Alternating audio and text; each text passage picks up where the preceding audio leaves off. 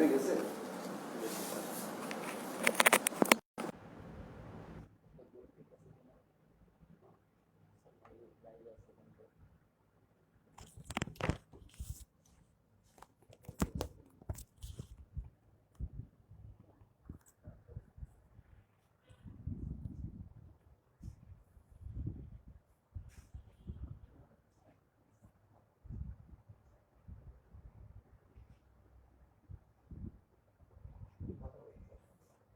Hello, আসসালামু আলাইকুম। Hello,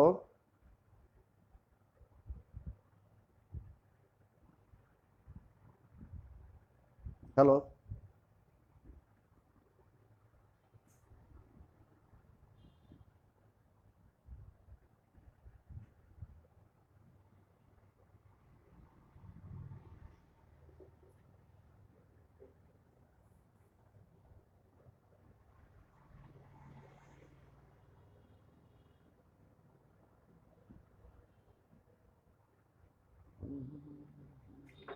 এটা দিয়ে দাও। টিস্যু দিয়ে দাও, tissue.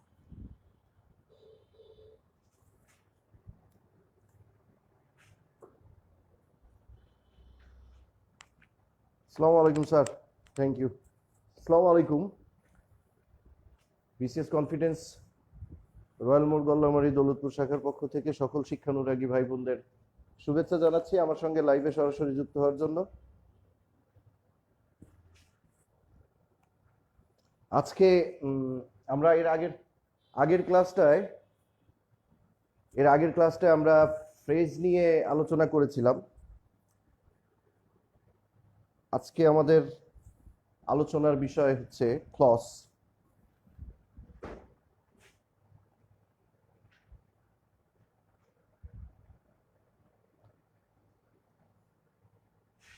Okay, thank you sir.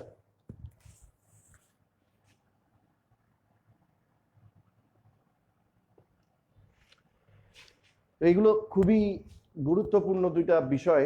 আগের দিন একটা নিয়ে আলোচনা হয়েছে, সেটা ছিল ফ্রেজের বিষয়। আজকে আমরা ক্লজ নিয়ে আলোচনা করতে যাচ্ছি।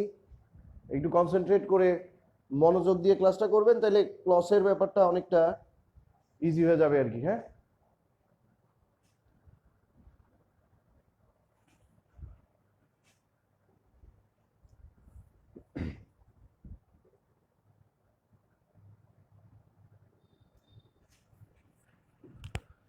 আচ্ছা, তাহলে আমরা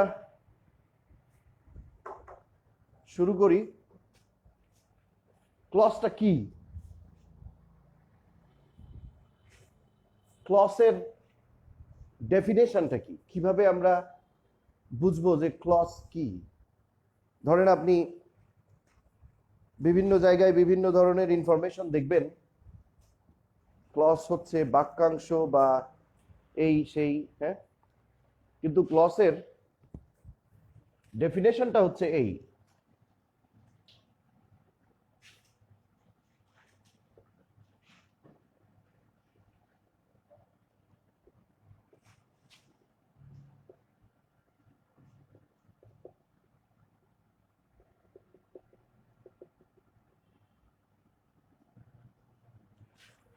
Clause is a group of words with a finite verb.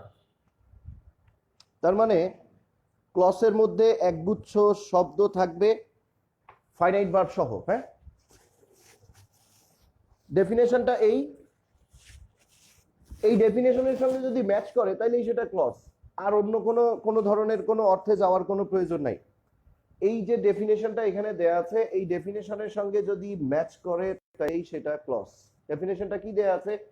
A group of words, তার মানে একগুচ্ছ শব্দ, উইথ এ ফাইনাইট ভার্ব, এর মধ্যে একটা ফাইনাইট ভার্ব থাকবে। তাহলে ফাইনাইট ভার্ব ফ্রেজ, এই যে ফ্রেজের সাথে ক্লজের পার্থক্যটা হচ্ছে জাস্ট এইখানে উইথ এটা ক্লজ, উইদাউট এটা ফ্রেজ। ক্লজের মধ্যে ফাইনাইট ভার্ব থাকবে আর ফ্রেজের মধ্যে ফাইনাইট ভার্ব থাকবে না। ফাইনাইট ভার্ব কি, এ ব্যাপারে যথেষ্ট বলেছি আপনাদের, তারপরেও আরো একবার বলে যাই। যতগুলো অক্সিলারি ভার্ব থাকে একটা সেন্টেন্সের মধ্যে, কন্টিনিউয়াস টেন্সের am, is, are, was, were, perfect টেন্সের হ্যাভ হ্যাজ হ্যাড, নেগেটিভ বা ইন্টারোগেটিভ সেন্টেন্সের do did does, modal auxiliary, semi auxiliary, সব অক্সিলারি ভার্ব ফাইনাইট। আর মূল ভার্ব যখন আসে, ব্যাপারটা যখন মূল ভার্বের হয় তখন মূল ভার্বের V1 V2 ফাইনাইট হয়। হ্যাঁ, মূল ভার্বের V1 V2, ধরেন গো, গোজ, ওয়েন্ট, এই তিনটা ফাইনাইট হবে। V1 V2, ওয়েন্ট হচ্ছে V2 আর গো গোজ হচ্ছে V1। তাহলে ফাইনাইট ভার্ব যদি থাকে একগুচ্ছ শব্দের মধ্যে তাহলে আমরা সেটাকে ক্লজ বলতে পারি। এখন আমি যদি বলি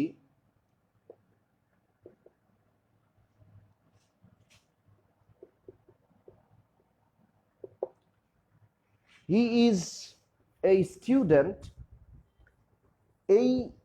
এই সেন্টেন্সটার মধ্যে মানে এইখানে যে ক্লসের যে ডেফিনেশনটা দেয়া আছে সেই ডেফিনেশনের সঙ্গে এটা যায় কি যায় না।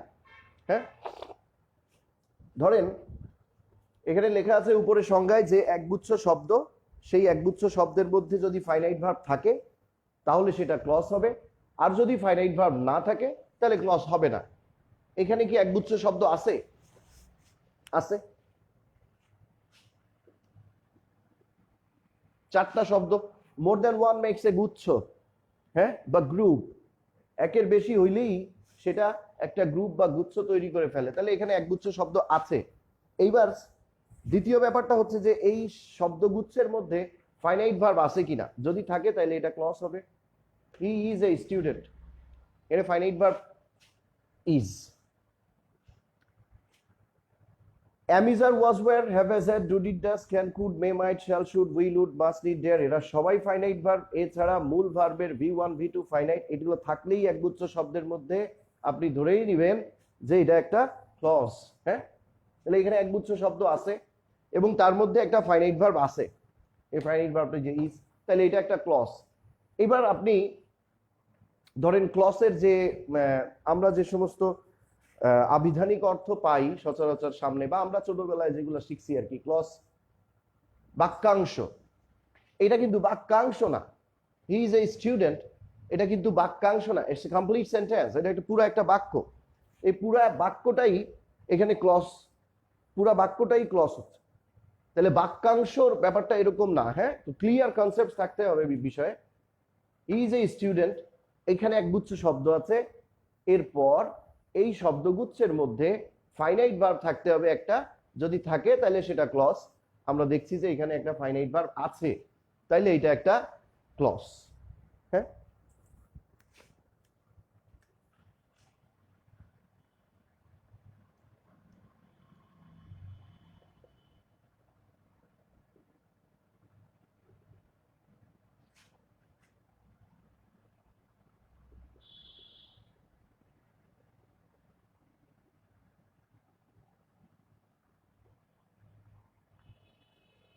আমি নিচে আরেকটা সেন্টেন্স লিখেছি, সেখানে লেখা আছে she is a teacher but I am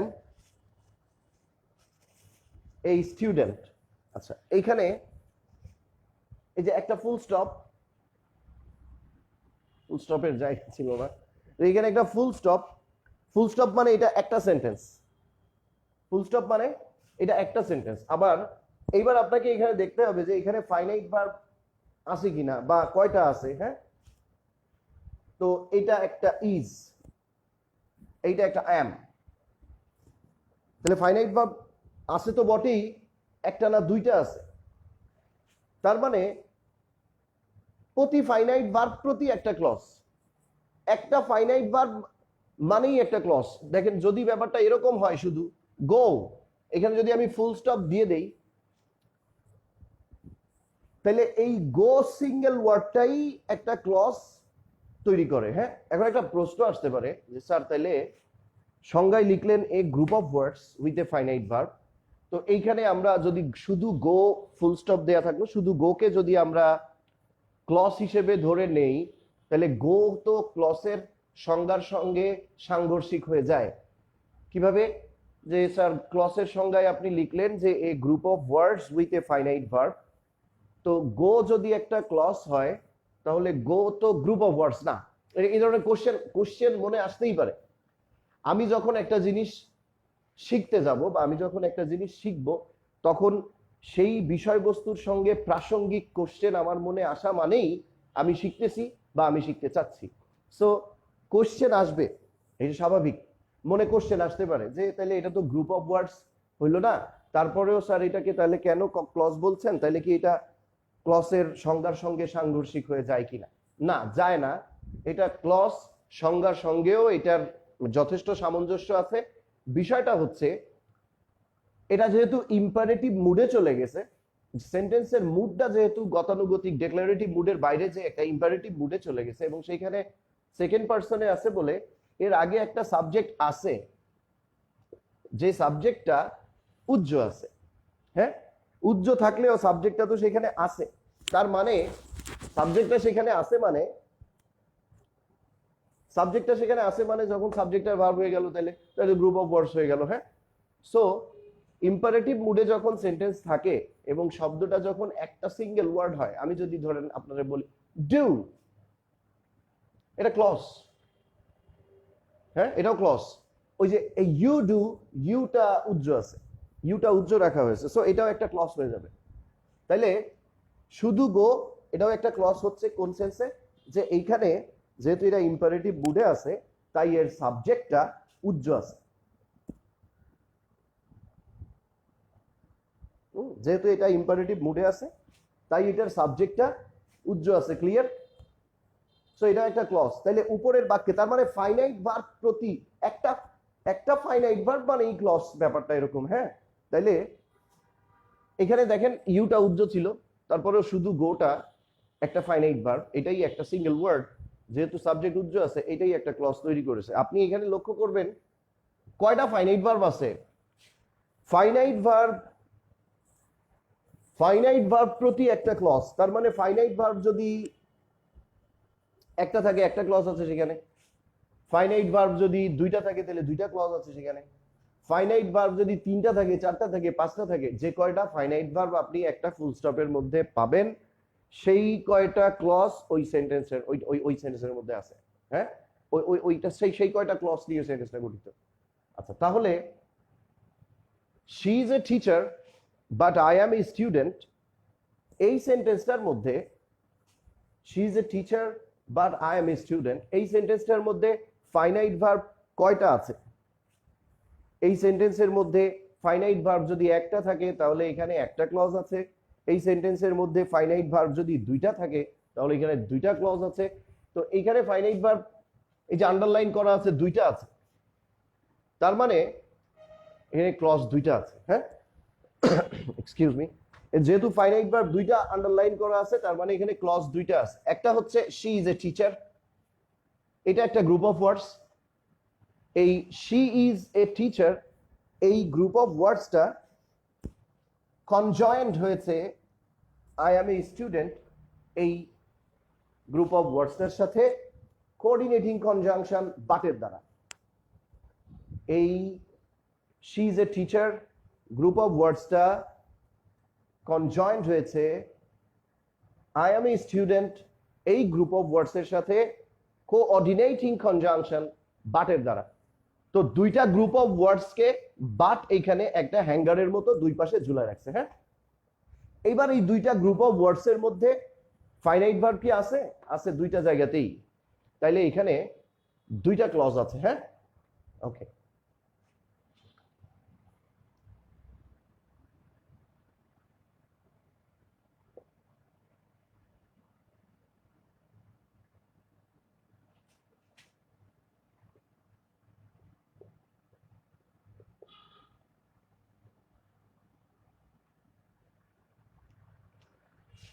She is a woman who lives in Khulna.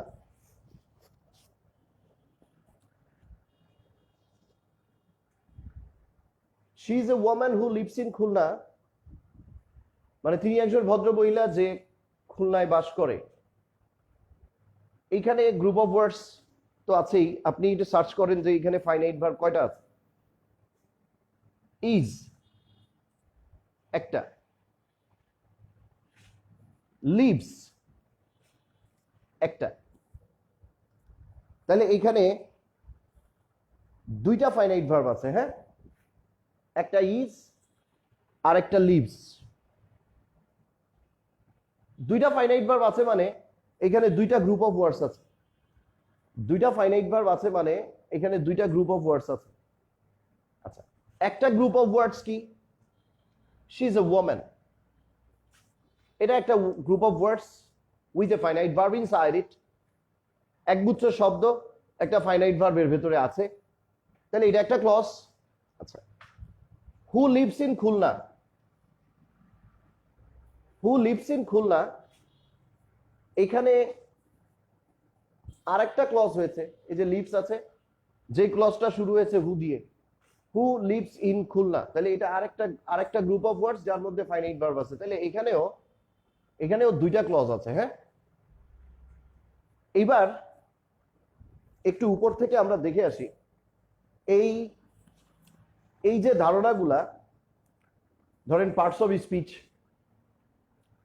মানে পার্টস অফ স্পিচ কেমনে আইডেন্টিফাই করতে হয় ব্যাপারটা শুধু এইখানেই না। হ্যাঁ, ব্যাপারটা হচ্ছে যে আপনার বুঝতে হবে যে জিনিসটা কি, মানে হু আর দে, তারা কারা, এবং how do they work in English sentence, তারা কিভাবে ইংরেজি সেন্টেন্সে কাজ করে। ফ্রেজটা কি, এটা কি, পার্টস অফ স্পিচ। ব্যাপারটা তো পার্টস অফ স্পিচের সঙ্গে রিলেটেড। একটা সিঙ্গেল ওয়ার্ড আপনি অ্যাডজেক্টিভ বলেন, আবার একটার বেশি শব্দ যখন অ্যাডজেক্টিভের কাজ করে তাকেও তো আপনি অ্যাডজেক্টিভই বলেন, অ্যাডজেক্টিভ ফ্রেজ বলেন, তাই না? ঠিক একইভাবে এখানেও আপনি অ্যাডজেক্টিভ ক্লজ বলবেন কোনোটাকে যদি সে অ্যাডজেক্টিভের মতো কাজ করে। সো তাদের ফাংশনটা কিন্তু একই। এজন্য বিষয়টা খুব ভালোভাবে বুঝতে হবে। আমি প্রথমে একটা ক্লজের উদাহরণ দিতে যে লিখেছি হি ইজ এ স্টুডেন্ট। হ্যাঁ, তার মানে সে একজন ছাত্র। এখানে একটা গ্রুপ অফ ওয়ার্ডস আছে। এই গ্রুপ অফ ওয়ার্ডসটার মধ্যে ফাইনাইট ভার্ব আছে। এই গ্রুপ অফ ওয়ার্ডসটা কি আপনার মনের ভাব সম্পূর্ণরূপে প্রকাশ করতে পারে? এই গ্রুপ অফ ওয়ার্ডসটা কি মনের ভাব সম্পূর্ণরূপে প্রকাশ করতে পারে? হি ইজ এ স্টুডেন্ট মানে সে একজন ছাত্র, তাহলে মনের ভাব সম্পূর্ণরূপে প্রকাশ হয়ে যাচ্ছে। এখানে মনের ভাব বাকি থাকতেছে না প্রকাশ হইতে। হ্যাঁ, আচ্ছা, তাইলে যেহেতু হি ইজ এ স্টুডেন্ট সম্পূর্ণভাবে মনের ভাব প্রকাশ করে দিচ্ছে, তাহলে বাকি থাকতেছে না। তাহলে এটা একটা ক্লজ এটা, এবং যেটা মনের ভাব সম্পূর্ণরূপে প্রকাশ করে দিচ্ছে, এটা ইংরেজিতে এটাকে বলে সিম্পল সেন্টেন্স।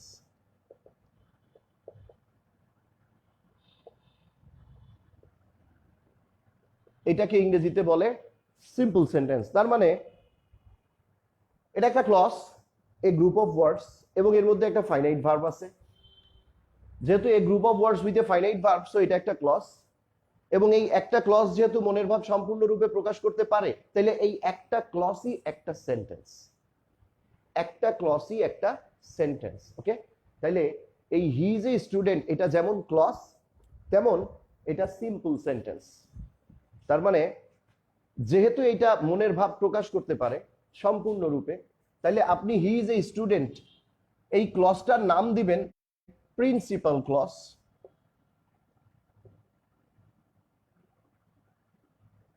কারণ মনের ভাব সম্পূর্ণরূপে প্রকাশ করতে পারছে।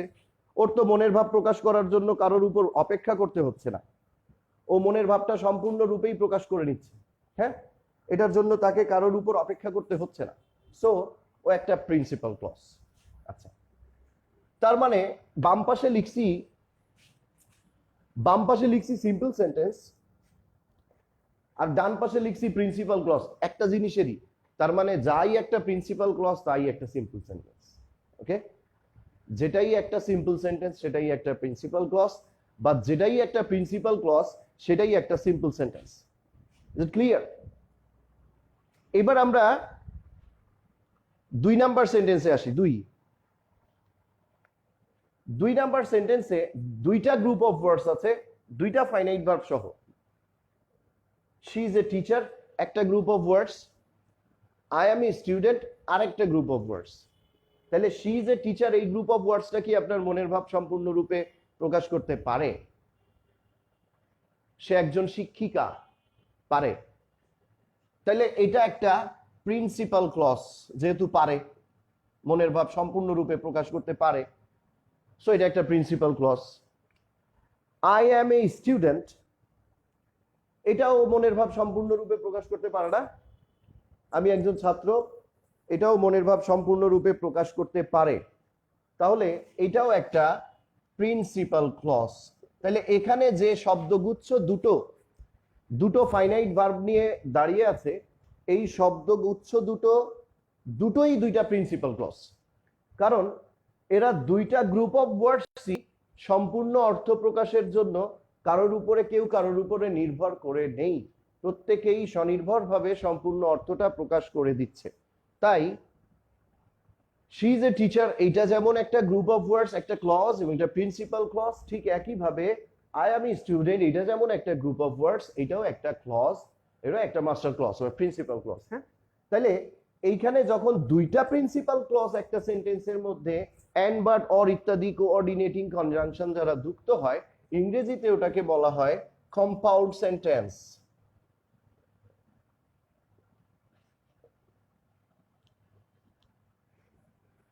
যখন দুইটা মাস্টার ক্লজ বা যখন দুইটা principal clause and, but, or ইত্যাদি কোঅর্ডিনেটিং কনজাংশন দ্বারা যুক্ত হয়, তখন ওইটাকে আমরা বলি কম্পাউন্ড সেন্টেন্স। ওকে, আচ্ছা।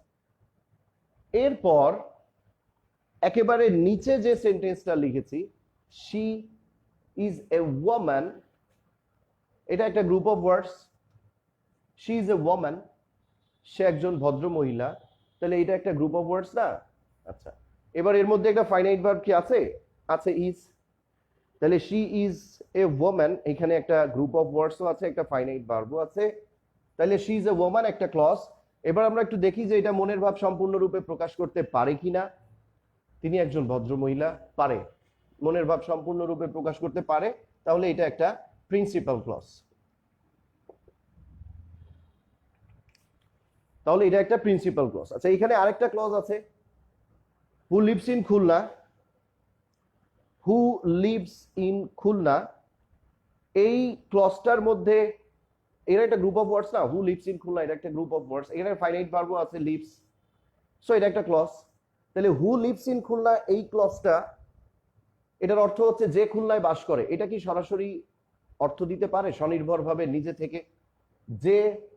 যে খুলনায় বাস করে, শুধু এইটুকু, হু লিভস ইন খুলনা, যে খুলনায় বাস করে, শুধু এইটুকু কিন্তু পরিপূর্ণ অর্থ দিতে পারে না। তার মানে এইটুকু আপনার মনের ভাব প্রকাশ করতে পারছে না সম্পূর্ণভাবে। একে এর অর্থ প্রকাশের জন্য এর বাম পাশে যে প্রিন্সিপাল ক্লজটা আছে, শি ইজ এ ওম্যান, তার উপরে নির্ভর করতে হচ্ছে। যখন সে শি ইজ এ ওম্যান ক্লজটার সঙ্গে নির্ভর করে আছে, ওটার উপর ভর করে, তখন সে অর্থ দিতে পারে, কিন্তু এককভাবে কিন্তু সে পারে না।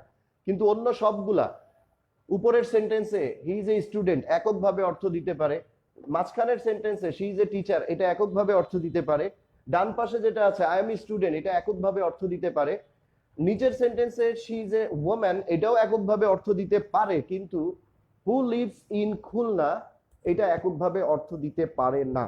ওকে, তাহলে যেহেতু এটা এককভাবে অর্থ দিতে পারে না, একে এর উপর নির্ভর করে থাকতে হয়, তাই এইটাকে আমরা বলি সাবঅর্ডিনেট ক্লজ। আর যখনই আপনার ইংরেজি সেন্টেন্সের মধ্যে একটা সাবঅর্ডিনেট ক্লজের এন্ট্রেন্স হবে, যখনই ইংরেজি সেন্টেন্সের মধ্যে একটা সাবঅর্ডিনেট ক্লজ ঢুকে যাবে, তখনই সেন্টেন্সটাকে আমরা বলি কমপ্লেক্স সেন্টেন্স। তখনই আমরা সেন্টেন্সটাকে বলি কমপ্লেক্স সেন্টেন্স। ওকে, আচ্ছা। এইবার যেটা বিষয় সেটা হচ্ছে এই যে ইংরেজিতে যে তিন প্রকারের সেন্টেন্স হয়, সেই তিনটা প্রকারই এখানে লেখা আছে। প্রথমে সিম্পল সেন্টেন্স আছে, যেখানে একটা প্রিন্সিপাল ক্লজ আছে, প্রিন্সিপাল ক্লজের কোনো প্রকারভেদ নাই। আচ্ছা, এরপরে মাঝখানে যে সেন্টেন্সটা আছে সেটা একটা কম্পাউন্ড সেন্টেন্স, সেখানেও দুইটা প্রিন্সিপাল ক্লজ আছে। ওকে, এই যে মাঝখানের সেন্টেন্সটায় দুইটা প্রিন্সিপাল ক্লজ আছে, সো দুই প্রিন্সিপাল ক্লজ মানে তার কোনো প্রকারভেদ নাই। নিচে যে সেন্টেন্সটা কমপ্লেক্স, এই কমপ্লেক্স সেন্টেন্সে একটা প্রিন্সিপাল ক্লজ আছে, তার সাথে একটা সাবঅর্ডিনেট ক্লজ আছে। এক্সকিউজ মি, নিচে একটা প্রিন্সিপাল ক্লজের সাথে একটা সাবঅর্ডিনেট ক্লজ আছে। তাইলে এই যে সাবঅর্ডিনেট ক্লজটা যখন আছে তখন সেন্টেন্সটা কি কমপ্লেক্স। আর এই সাবঅর্ডিনেট ক্লজটার তিনটা প্রকার আছে, একটা সাবঅর্ডিনেট নাউন, একটা সাবঅর্ডিনেট অ্যাডজেক্টিভ, আর একটা সাবঅর্ডিনেট অ্যাডভার্ব।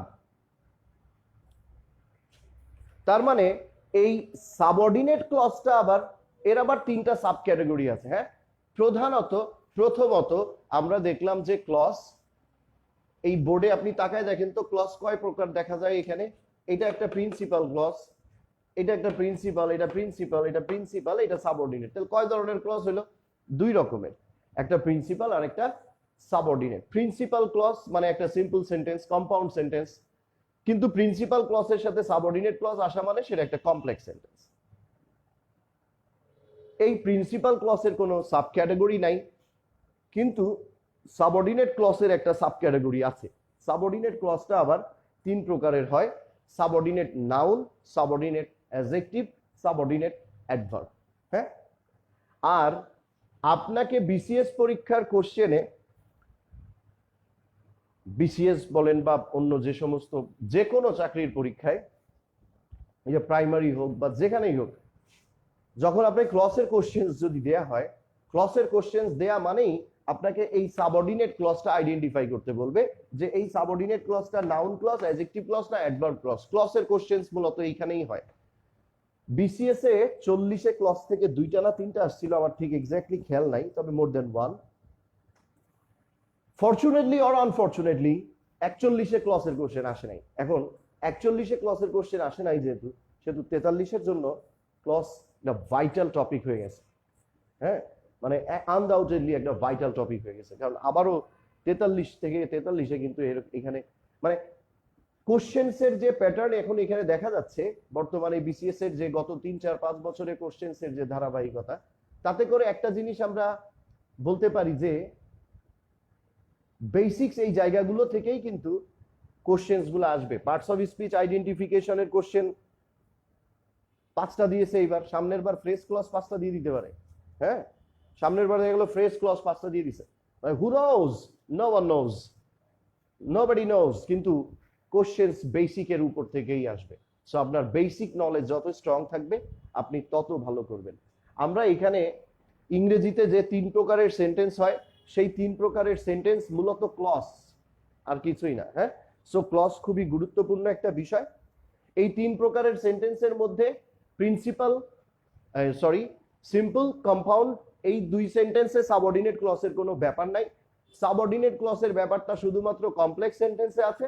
তার মানেই আপনাকেও একটা কমপ্লেক্স সেন্টেন্সই দেয়া হবে পরীক্ষার খাতায়, বলা হবে সেইখানের যে সাবঅর্ডিনেট ক্লজটা আছে সেই সাবঅর্ডিনেট ক্লজটা নাউন না অ্যাডজেক্টিভ না অ্যাডভার্ব, এটাই আপনাকে বের করতে হবে। এটাই আপনার পরীক্ষার কোশ্চেন, এটাই আমরা এখন শিখব।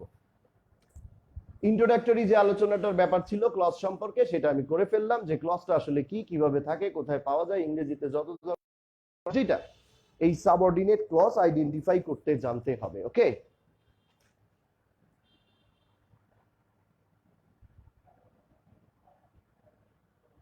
এখন আপনাকে এই সাবঅর্ডিনেট ক্লজটা আইডেন্টিফাই করতে জানতে হবে, আমি আপনাকে সেইখানে নিয়ে যাচ্ছি।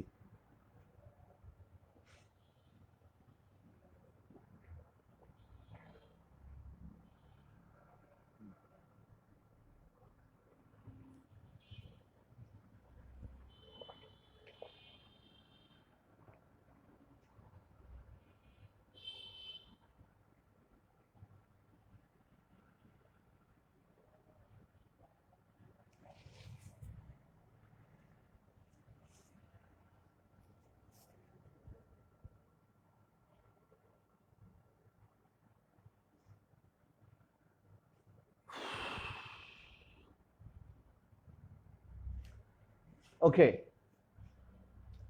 তাহলে সাবঅর্ডিনেট ক্লজ আইডেন্টিফাই করতে হবে আমাদের। আর সাবঅর্ডিনেট ক্লজ কয় প্রকার? 3 প্রকার। কি কি? Noun, adjective, adverb. এইবার আমরা আমাদের এই জায়গায় ফিরে যাব। তাহলে যেহেতু নাউন, অ্যাডজেক্টিভ, অ্যাডভার্বের ব্যাপার, তার মানে পার্ট অফ স্পিচের ব্যাপার, রাইট? সাবঅর্ডিনেট ক্লজের সাবঅর্ডিনেট ক্লজের প্রকারভেদের নাম যদি আগডুম বাগডুম ঘোড়াডুম হইতো, তাহলে আমরা অন্য এলাকায় যাইতাম।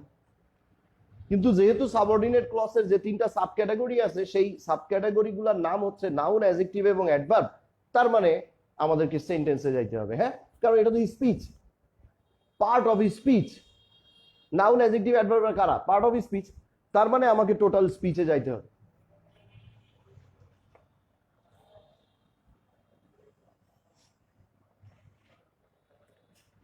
টোটাল স্পিচটা, ইংরেজির যে টোটাল স্পিচটা আছে, টোটাল স্পিচটা কি?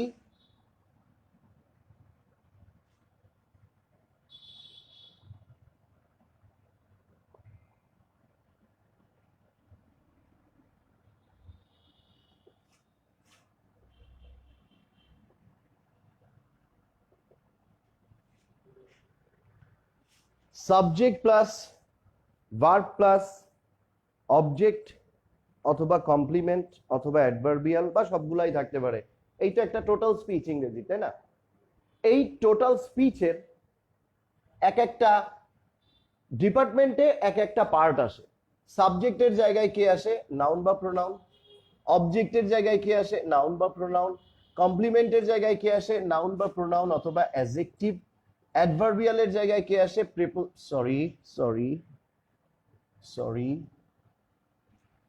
সরি অ্যাডভার্বিয়ালের জায়গায় অ্যাডভার্ব আসে অথবা প্রিপোজিশন প্লাস নাউন আসতে পারে, তাই না? আচ্ছা, তাহলে এই যে একটা টোটাল স্পিচ আমার এখানে আছে, আর এই টোটাল স্পিচের যে পার্ট সেইগুলা হচ্ছে এই এই ডিপার্টমেন্টে যে যে পার্ট আসে তারা হচ্ছে এই যে নাউন প্রোনাউন অ্যাডজেক্টিভ অ্যাডভার্ব। হ্যাঁ, তাহলে আমরা সাবঅর্ডিনেট ক্লসের যে সাব ক্যাটাগরিটা দেখলাম সেই সাব ক্যাটাগরি অনুযায়ী সাবঅর্ডিনেট ক্লস তিন প্রকার, একটা নাউন, একটা অ্যাডজেক্টিভ, একটা অ্যাডভার্ব। আর এখানে যে স্পিচটা আপনাকে দেয়া আছে এই স্পিচটা টোটাল ইংরেজি সেন্টেন্স। যদি সেন্টেন্সটা সিম্পল হয়, এই যে এখানে আছে এটাই। যদি সেন্টেন্সটা কম্পাউন্ড হয় তাহলে একটা কোঅর্ডিনেটিং কনজাংশন ফ্যান বয়েস দিয়ে পাশে যোগ করে আঠা দিয়ে লাগাই দিবেন, শেষ। এইটা যা আছে হুবহু ধরে ওই পাশে একটা কোঅর্ডিনেটিং কনজাংশন দিয়ে পেস্ট, তাহলে কম্পাউন্ড সেন্টেন্সের কাজ হয়ে যাবে। আর যখন সেন্টেন্সটা কমপ্লেক্স তখন ওইখানে আছে সব। কিভাবে এখানে আছে? কমপ্লেক্স সেন্টেন্সের মধ্যে তো স্যার একটা প্রিন্সিপাল ক্লজ আর একটা সাবঅর্ডিনেট ক্লজ থাকে। এক্স্যাক্টলি তাই। তাহলে কি সাবঅর্ডিনেট ক্লজের জন্য আলাদা কোনো জায়গা জমি বরাদ্দ নাই? হ্যাঁ, সাবঅর্ডিনেট ক্লজকে এই সেন্টেন্সের মধ্যেই আসতে হবে। এখানে তো প্রিন্সিপাল ক্লজ থাকবেই, প্লাস সাবঅর্ডিনেট ক্লজটা এই স্পিচের মধ্যে হয় এইখানে আসবে। এইখানে যদি আসে সাবজেক্ট, তাহলে এখানে আসলে সাবঅর্ডিনেট ক্লজটা এই যে সাবজেক্টের এখানে কে কে থাকে? নাউন বা প্রোনাউন। সাবঅর্ডিনেট ক্লজ কয় প্রকার? তিন প্রকার। কি কি? নাউন, অ্যাডজেক্টিভ আর অ্যাডভার্ব। তাহলে সাবঅর্ডিনেট ক্লজটা যদি এইখানে আসে তাহলে ওটা নাউন ক্লজ হবে। সাবঅর্ডিনেট ক্লজটা যদি এইখানে আসে তাহলে ওটা নাউন ক্লজ হবে, কারণ এটা অবজেক্টের জায়গা। সাবঅর্ডিনেট ক্লজটা যদি এখানে আসে তাহলে নাউন হতে পারে বা অ্যাডজেক্টিভ হতে পারে, কিন্তু অ্যাডজেক্টিভ এইভাবে হয় না। অ্যাডজেক্টিভ ক্লজ হতে গেলে তার অ্যান্টিসিডেন্ট সবসময় লাগে। আবার সাবঅর্ডিনেট ক্লজটা যদি এইখানে আসে, অ্যাডভার্বিয়ালের ডিপার্টমেন্টে সাবঅর্ডিনেট ক্লজ আসলে কিন্তু সাবঅর্ডিনেট ক্লজটা দুই ধরনের হতে পারে। এক, শুধু একটা ক্লজ যদি অ্যাডভার্বিয়ালের ডিপার্টমেন্টে আসে তাহলে ওটা অ্যাডভার্ব ক্লজ হবে। আর প্রিপোজিশনের পরে নাউন নিয়েও এই অ্যাডভার্বিয়াল তৈরি হয়, সো ওই এলাকায় প্রিপোজিশনের পরে একটা নাউন ক্লজও আসতে পারে। হ্যাঁ, তার মানে অ্যাডভার্বিয়ালের এলাকায় ক্লজ আসলে দুই ধরনের ক্লজ হতে পারে, একটা অ্যাডভার্ব আর একটা নাউন প্রিপোজিশনের পরে। তার আগে অবশ্যই একটা প্রিপোজিশন থাকবে। তাহলে টোটাল স্পিচটা সম্পর্কে আপনার ধারণা ক্লিয়ার থাকলে টোটাল ইংরেজিটা আসলে ক্লিয়ার হয়ে যায়। ব্যাপারটা মানে it's not that difficult, we make it difficult.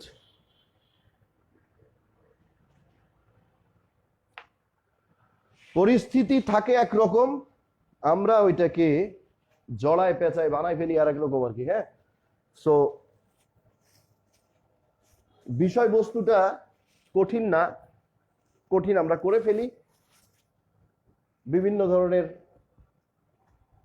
Circumstances দ্বারা ইনফ্লুয়েন্সড হয়ে বা ডমিনেটেড হয়ে আমরা পরিস্থিতি কঠিন করে ফেলি, কিন্তু পরিস্থিতি আসলে খুব একটা যে কঠিন কোনো কিছু তা না। এইবার এই সেন্টেন্সের মধ্যে দিয়ে আপনাকে সাবঅর্ডিনেট ক্লজ আইডেন্টিফাই করতে গেলে আপনাকে তাহলে একটা কি সেন্টেন্স দেওয়া হবে? কমপ্লেক্স। কারণ আর তো কোথাও সাবঅর্ডিনেট ক্লজ নাই। এই যে দেখেন, সিম্পল সেন্টেন্স, কম্পাউন্ড, কমপ্লেক্স, কোথাও সাবঅর্ডিনেট নাই, সাবঅর্ডিনেট আছে শুধু কমপ্লেক্সে। তাহলে আপনাকে সাবঅর্ডিনেট ক্লজ আইডেন্টিফাই করতে গেলে আপনাকে যে কোশ্চেন্স বা যে সেন্টেন্সটা দেয়া হবে সেই সেন্টেন্সটা হচ্ছে কমপ্লেক্স। ওকে, তাহলে এবার আমরা একটু দেখি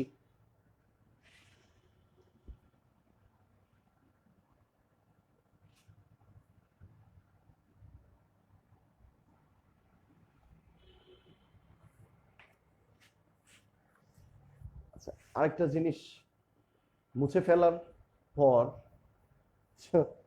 বোর্ডটা মুছতেছি আর মনে হচ্ছে এই ব্যাপারটা বলে দিলে ভালো হইতো, অথচ মোছা হয়ে গেছে। আবার লিখে দিই।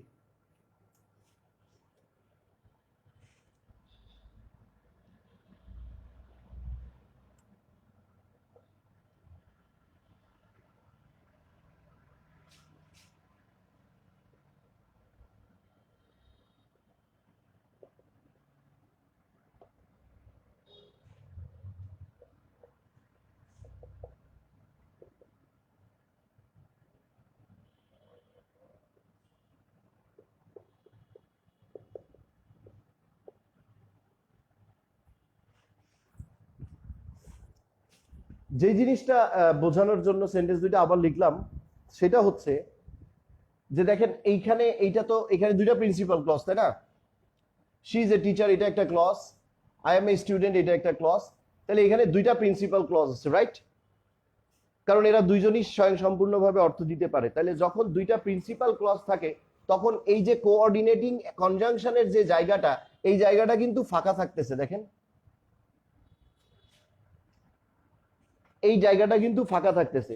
তাহলে এই পাশে এর দুই পাশে দুইটা প্রিন্সিপাল ক্লজ আছে, আর সেই প্রিন্সিপাল ক্লজ দুইটাকে এই কোঅর্ডিনেটিং কনজাংশন বাট হ্যাঙ্গারের মতো দুই পাশে ধরে রাখছে। হ্যাঁ, দুইটাই আলাদা আলাদা। কিন্তু আপনি এইবার দেখেন হিসাবটা, যেটা আপনাকে বলতে চাইছিলাম টোটাল স্পিচে, এখানে সাবজেক্ট, এই সাবজেক্ট, এটা ভার্বের বিং ভার্ব। তাহলে বিং ভার্বের পরে অবজেক্ট থাকে না, এটা কমপ্লিমেন্ট। তাহলে এটা একটা স্পিচ ক্লিয়ার হয়ে গেল। ওই পাশের স্পিচে বাট থেকে কিন্তু দাগ নাই, দাগটা আবার আই থেকেই।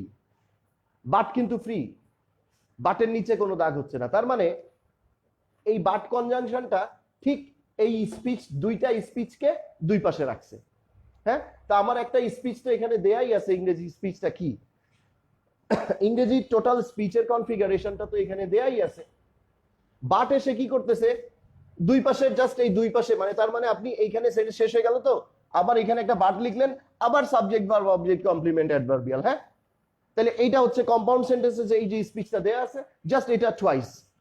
আপনি একবার এখানে সাবজেক্ট ভার্ব কমপ্লিমেন্ট বের করলেন, বাট দিয়ে যুক্ত হইলো আরেকটা স্পিচ, সেখানেও সাবজেক্ট ভার্ব কমপ্লিমেন্ট আছে। এটা হচ্ছে কম্পাউন্ড সেন্টেন্স। তার মানে কম্পাউন্ড সেন্টেন্স যখন হয় তখন তো দুইটা প্রিন্সিপাল ক্লজ থাকে, আর প্রিন্সিপাল ক্লজ শুরু হয় সাবজেক্ট দিয়ে, এই আই, এই শি। সো বাটের নিচে কিন্তু কোনো দাগ থাকবে না, এবং দুই কম্পাউন্ড সেন্টেন্স হইলে পরে কনজাংশনটা ফ্রি থাকে, ক্লজ থাকে কনজাংশনের দুই পাশে। কিন্তু যখন কমপ্লেক্স সেন্টেন্স হয়, যেমন she is a teacher who lives in Khulna, ব্যাপারটা যখন এরকম হয়, কমপ্লেক্স সেন্টেন্স হয়, তখন কিন্তু আপনি প্রিন্সিপাল ক্লজ আন্ডারলাইন করলেন, শি ইজ এ টিচার। হ্যাঁ, আর principal clause she is a teacher underline করার পর আপনি সাবঅর্ডিনেট ক্লজ আন্ডারলাইন করলেন, হু লিভস ইন খুলনা। এই হু ছেড়ে কিন্তু আন্ডারলাইন করতে পারছেন না আপনি। এটাও কনজাংশন, এটাও কনজাংশন। এইটা কনজাংশন দুইটা প্রিন্সিপাল ক্লজকে যোগ করেছে, যার কারণে ও ফ্রি আছে, ওর নিচে কোনো দাগ নাই। আর এটা কনজাংশন, এটা একটা নিজেই একটা সাবঅর্ডিনেট ক্লজ স্টার্ট করেছে, সো ও সহ দাগটা আছে, ও সহই দাগটা আছে। তার মানে এইখানে আর এখানে, তাহলে এখানে যেমন এটা ফ্রি ছিল, এটা ফ্রি না, তার মানে এখানে দুইটা স্পিচের ব্যাপার, কিন্তু এখানে কোনো ফ্রি জায়গা নাই। কিন্তু তার মানে এটা দুইটা স্পিচ না, এটা এই একটাই, এই বেসিক স্ট্রাকচারের মধ্যেই আছে এটা। এখানে কিন্তু দুইটা দুইটা স্পিচ লাগবে না। কম্পাউন্ডে যেমন এরকম দুইটা স্পিচ লাগবে, এখানে কিন্তু লাগবে না, এক স্পিচের মধ্যেই চলে আসবে, এখানে কোনো ফাঁকা জায়গা নাই। তার মানে একটা এই টোটাল সেন্টেন্সের মধ্যেই এটা আছে। ক্লিয়ার? তাহলে কমপ্লেক্স সেন্টেন্সের সাবঅর্ডিনেট ক্লজ আমাদের আইডেন্টিফাই করতে হবে। আর সাবঅর্ডিনেট ক্লজ কি দিয়ে শুরু হয়? সাবঅর্ডিনেট ক্লজ সাবঅর্ডিনেটিং কনজাংশন দিয়েই শুরু হয়। ক্লজ তো দুই প্রকার, প্রিন্সিপাল ক্লজ শুরু হয় সাবজেক্ট দিয়ে, আর সাবঅর্ডিনেট ক্লজ শুরু হয় সাবঅর্ডিনেটিং কনজাংশন দিয়ে। বোঝা যাচ্ছে?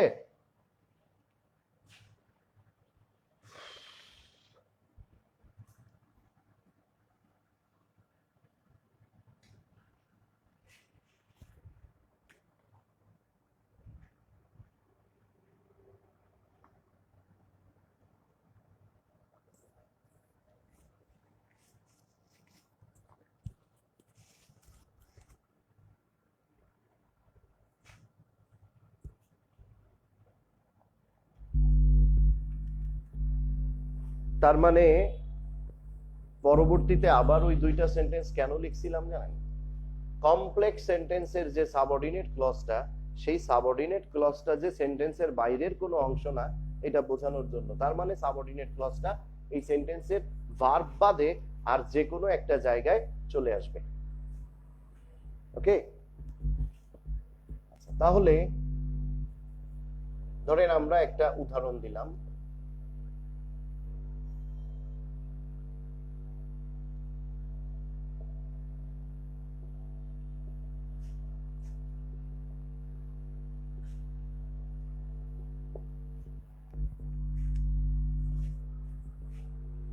What he said is not clear. তার মানে সে যা বলেছিল সেটা পরিষ্কার না।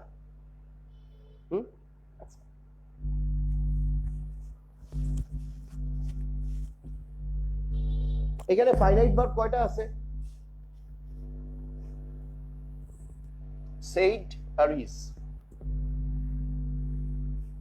তাহলে ফাইনাইট ভার্ব দুইটা আছে। ফাইনাইট ভার্ব যদি দুইটা থাকে তাহলে এখানে দুইটা ক্লজ আছে। আচ্ছা, এইবার এই যে দুইটা ক্লজ, এই দুইটা ক্লজের মধ্যে কোনো এন্ড বাট অর এগুলা কিছু আছে? নাই, এগুলা নাই, দুইটা ক্লজ আছে। তার মানে এখানে একটা সাবঅর্ডিনেট ক্লজ আছে। হ্যাঁ, আচ্ছা, এবার এই সাবঅর্ডিনেট ক্লজ কি দিয়ে শুরু হয়? প্রিন্সিপাল ক্লজ তো সাবজেক্ট দিয়ে শুরু হয়, আর সাবঅর্ডিনেট ক্লজ কি দিয়ে শুরু হয়? সাবঅর্ডিনেট ক্লজ শুরু হয় সাবঅর্ডিনেটিং কনজাংশন। তাইলে WH যে হোয়াট হি সেড, এটা একটা সাবঅর্ডিনেট ক্লজ। হ্যাঁ, এইটা একটা সাবঅর্ডিনেট ক্লজ। তাহলে এইটা যদি সাবঅর্ডিনেট ক্লজ হয়, principal clause is a must. Principal clause ছাড়া তো সেন্টেন্স হয় না। সিম্পল সেন্টেন্সে একটা প্রিন্সিপাল ক্লজ থাকে, কম্পাউন্ড সেন্টেন্সে দুইটা প্রিন্সিপাল ক্লজ থাকে। সেন্টেন্সটা যদি কমপ্লেক্স হয় তাহলে সেইখানে একটা প্রিন্সিপালের উপরে এক বা একাধিক সাবঅর্ডিনেট ক্লজ ভর করে থাকতে পারে। প্রিন্সিপাল ক্লজ ছাড়া সেন্টেন্স হয় না। হ্যাঁ, তাইলে অবভিয়াসলি এখানে একটা প্রিন্সিপাল ক্লজ আছে, তাহলে তো সেন্টেন্স হইতো না।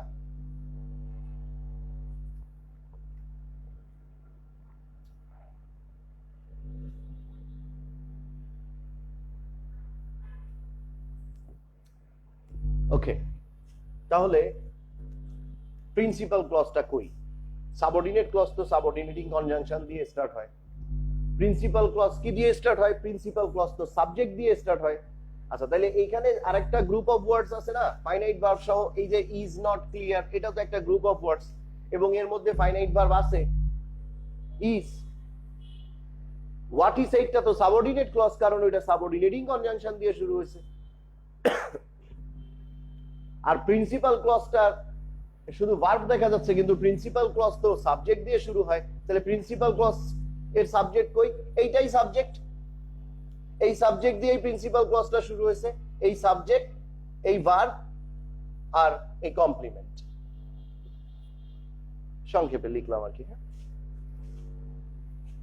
তাহলে এই হচ্ছে টোটাল স্পিচটা। Clear? Not clear. The complement is being verb আর সাবজেক্ট হোয়াট ইজ ইট। এই টোটাল আপনার স্পিচ এটা।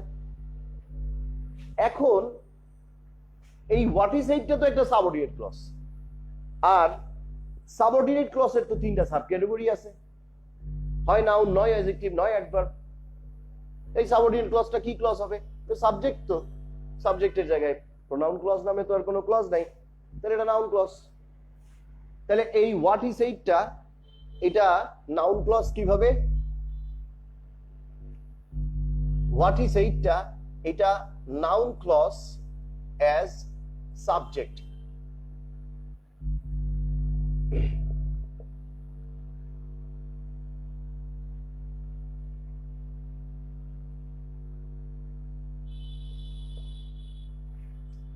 I know what he said. আমি জানি যে সে কি বলেছিল।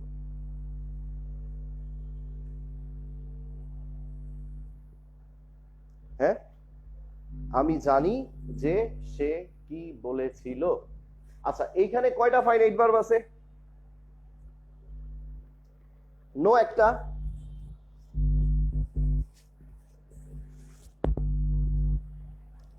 নো একটা ফাইনাইট ভার্ব, সেইড একটা ফাইনাইট ভার্ব, তাহলে দুইটা ফাইনাইট ভার্ব আছে। দুইটা ফাইনাইট ভার্ব আছে মানে এর দুইটা ক্লজ আছে। দুইটা ক্লজ কি কি? একটা হচ্ছে আই নো আর একটা হচ্ছে what is said. I know আমি জানি, আর হোয়াট হি সেইড মানে সে যা বলেছিল। তাহলে what he said group of ওয়ার্ডসটা তো হোয়াট দিয়ে শুরু হচ্ছে, তাহলে এটা সাবঅর্ডিনেট ক্লজ। আর আই নো এটা সাবজেক্ট দিয়ে শুরু হয়েছে, তাহলে এটা প্রিন্সিপাল ক্লজ। উপরের সেন্টেন্সেও প্রিন্সিপাল ক্লজ সাবজেক্ট দিয়ে শুরু হয়েছিল, সেই সাবজেক্টটাই ছিল সাবঅর্ডিনেট ক্লজ। হ্যাঁ, আর এইখানে প্রিন্সিপাল ক্লজ এই যে সাবজেক্ট দিয়ে শুরু হয়েছে, তারপর ভার্ব। এবার প্রিন্সিপাল ক্লজের সাবজেক্ট প্লাস ভার্বের পরে তিনটা জিনিস আছে এখানে। এবার আপনার ভার্বটা কি ধরনের ভার্ব, আপনি একটু নো ভার্বটা কি ধরনের ভার্ব দেখেন। নো ভার্বটা বিং ভার্ব না অ্যাকশন ভার্ব? অ্যাকশন ভার্ব আপনি জানেন। তাহলে এটা যদি অ্যাকশন ভার্ব হয় তাহলে একটা অবজেক্টের সম্ভাবনা আছে। এবার আপনি নো ভার্বের কাছে যদি কি কাকে দিয়ে প্রশ্ন করেন, আমি জানি, কি জানি, বা আমি কি চিনি, বা কাকে চিনি, বা আমি কি জানি, বা কাকে, যা দিয়ে প্রশ্ন করেন দেখেন আমি জানি, কি জানি, সে যা বলেছিল। I know what I know, what is said. কি আমি জানি, যা সে বলেছিল। তাহলে কি দিয়ে উত্তর প্রশ্ন করলে এই উত্তরটা আসতেছে, তাহলে এটা অবজেক্টের জায়গা, তাহলে এটা noun, noun clause as object. ওকে,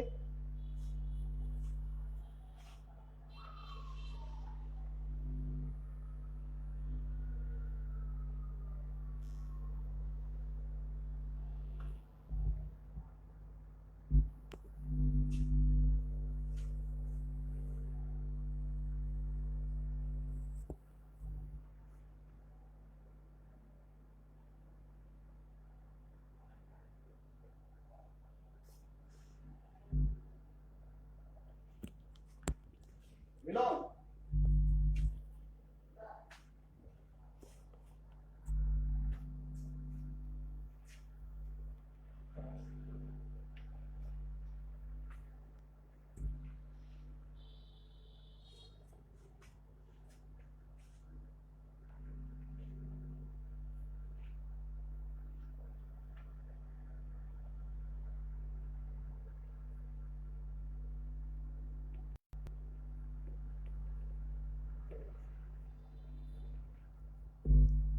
ওকে, তাহলে আই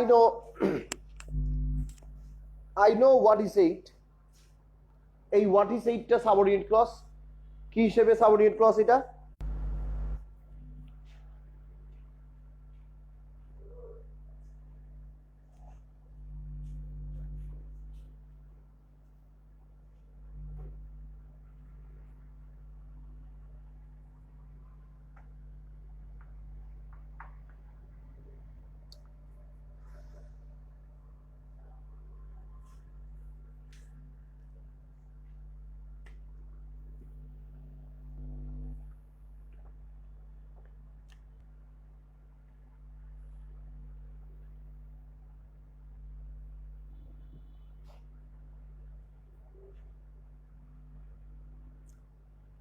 আচ্ছা, তাহলে প্রথম সেন্টেন্স যেটা ছিল সেটা হচ্ছে what he said is not clear. এখানে হোয়াট হি সেইড সাবঅর্ডিনেট ক্লজটা, নাউন ক্লজ অ্যাজ সাবজেক্ট।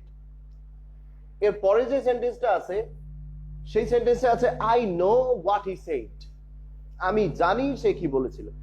এইখানে হোয়াট হি সেইডটা subordinate noun clause as object, অবজেক্টের জায়গায় নাউন থাকে, তাহলে এটা subordinate noun clause as object. আচ্ছা, আরেকটা সেন্টেন্স আমি এখানে লিখছি,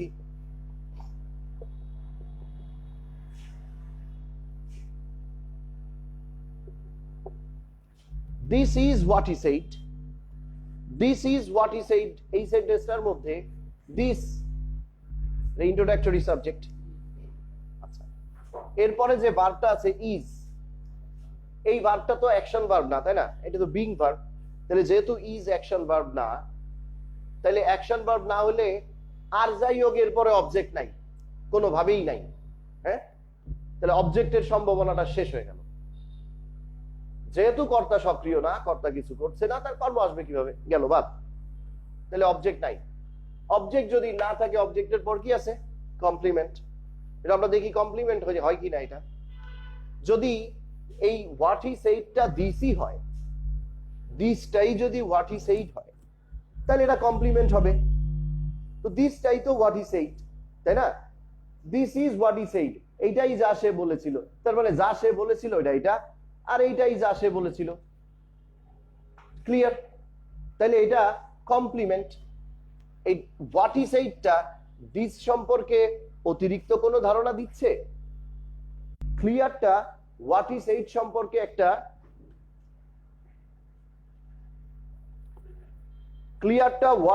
সম্পর্কে একটা অতিরিক্ত ধারণা দিচ্ছে, তাই না?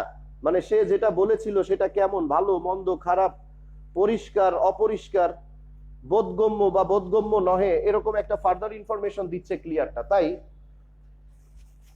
ওটা অ্যাডজেক্টিভ। আর শেষের যে সেন্টেন্সটা আছে this is what he said, এই this is what he said এই সেন্টেন্সে এইখানে যে কমপ্লিমেন্টের জায়গায় হোয়াট হি সেইড ক্লজটা আছে, এই ক্লজটা দিস সম্পর্কে কিন্তু ফার্দার কোনো ইনফরমেশন দিচ্ছে না, দিসটা যা তাই। তাহলে যদি কমপ্লিমেন্টের জায়গায় যে থাকে সে যদি ফার্দার কোনো ইনফরমেশন না দেয় তাহলে কিন্তু সে নাউন হবে। অ্যাডজেক্টিভ হইতে গেলে, কারণ কমপ্লিমেন্টের জায়গায় অ্যাডজেক্টিভও তো থাকে, অ্যাডজেক্টিভ হইতে গেলে তাকে অবশ্যই একটা ফার্দার ডিটেইল দিতে হবে, মানে কম হোক বেশি হোক ইয়ে হোক, একটা ফার্দার ডিটেইলস তাকে দিতেই হবে, তা না হলে সে অ্যাডজেক্টিভ হইতে পারবে না। কিন্তু এখানে হোয়াট হি সেইডটা দিস সম্পর্কে কোনো ফার্দার ডিটেইল দিচ্ছে না, তাই এটা দিস যা তাই, সো এটা নাউন ক্লজই হবে। অ্যাজ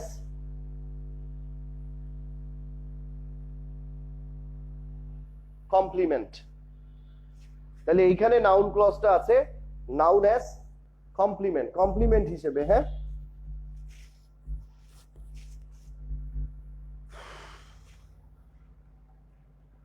আচ্ছা, তাহলে সাবজেক্টের জায়গায় নাউন ক্লজ এই যে এটা, অবজেক্টের জায়গায় নাউন ক্লজ এই যে এটা, কমপ্লিমেন্টের জায়গায় নাউন ক্লজ এই যে এটা, বাকি থেকে যাচ্ছে যে অ্যাডভার্বিয়ালের জায়গায় একটা নাউন ক্লজ হইতে পারে প্রিপজিশনের পরে।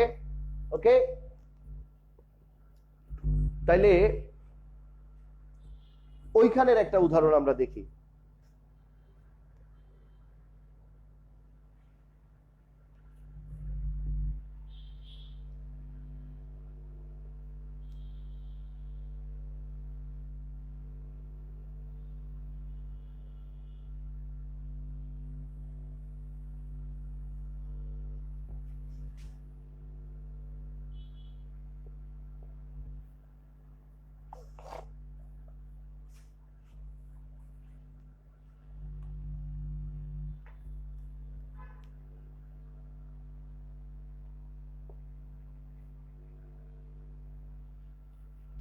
It depends on what he says or what he said.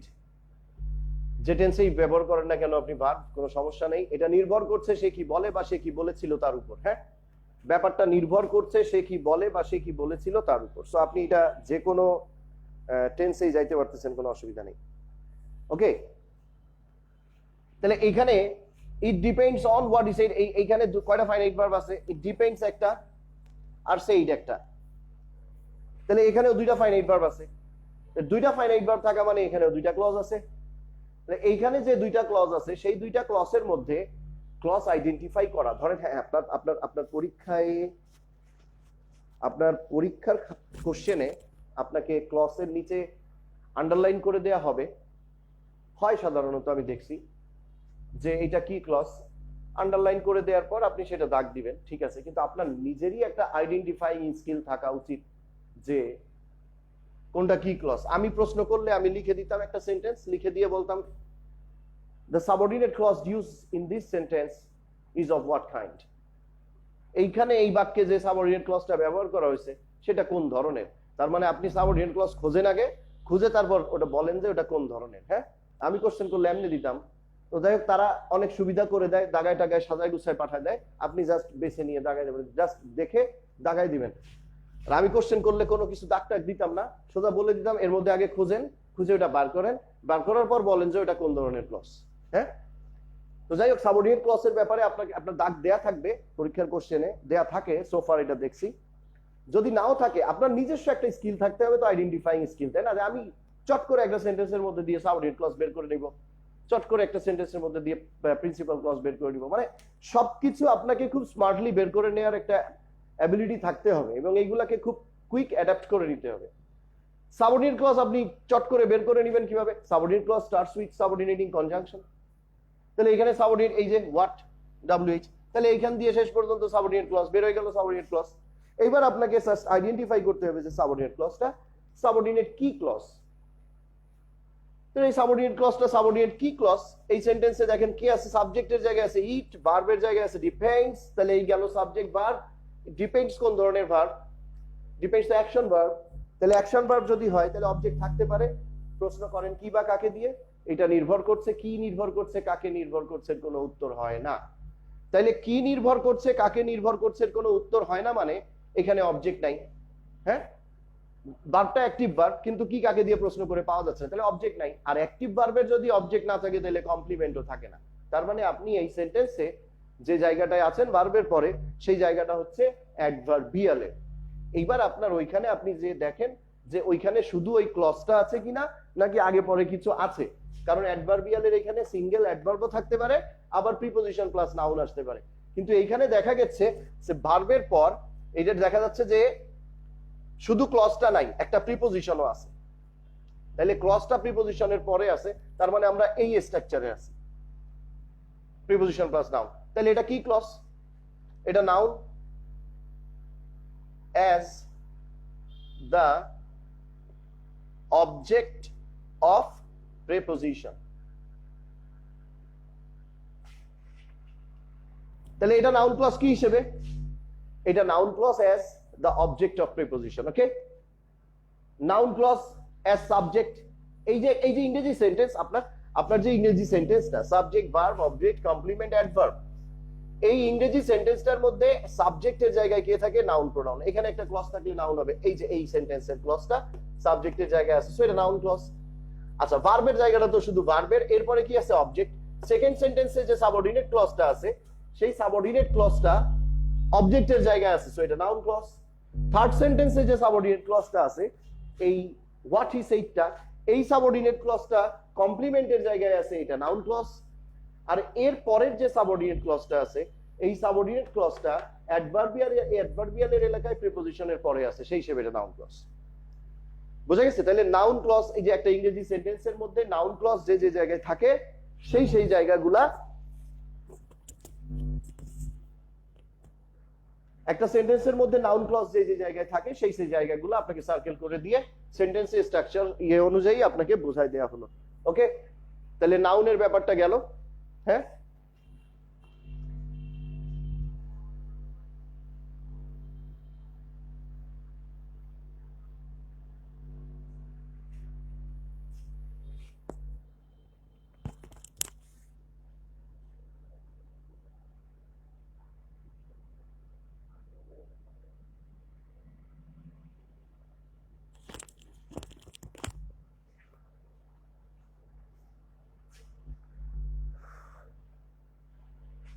আচ্ছা, তাহলে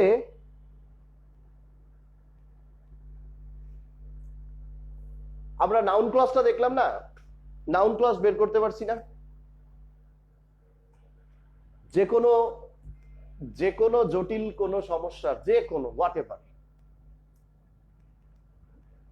যে কোনো জটিল কোনো সমস্যার শুরুটা করতে পারলেই দেখবেন যে সমাধান হয়ে গেছে। হ্যাঁ, শুরুর আগ পর্যন্ত যে কোনো কিছুই হিউজ মনে হয়।